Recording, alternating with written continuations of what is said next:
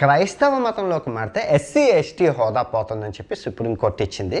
ఎందుకంటే చాలా good news. ఎందుకంటే ఈ మత విద్వేషాలలో ప్రధాన పాత్ర ఇది పోషిస్తుంది. ఎందుకంటే ఆ చట్టాన్ని ఉపయోగించుకొని ఎస్సీ ఎస్టీ చట్టాన్ని ఉపయోగించుకొని మత విద్వేషాలు విపరీతంగా రెచ్చగొడుతున్నాయి. ఇప్పుడు పాపులేషన్ చూసుకుంటే 79% హిందువులు ఉన్నారు, 16% ముస్లింలు, ఈ 2% ఉన్న క్రిస్టియన్స్ 2% లేరు, చాలా ఎక్కువ మంది ఉన్నారు. అది అందరికీ తెలిసిన విషయమే. సో ఇక్కడ ఆ చట్టాన్ని ఉపయోగించుకొని మత విద్వేషాలు రెచ్చగొడుతున్నారు. సో ఇది గుడ్ న్యూస్ అనే చెప్పాలి. సగం ఇప్పుడు ఈ ప్రాబ్లం సాల్వ్ అవుతుంది. ఇంకొక చట్టం వచ్చి మత విద్వేషాలు ఎవరైతే రెచ్చగొడుతున్నారో అది కూడా చట్టం వస్తే, అంటే దేవుళ్ళని ఇప్పుడు నా కమెంట్ బాక్స్లో దేవుళ్ళని తిట్టిన వాళ్ళు ఇన్ని మంది ఉన్నారు.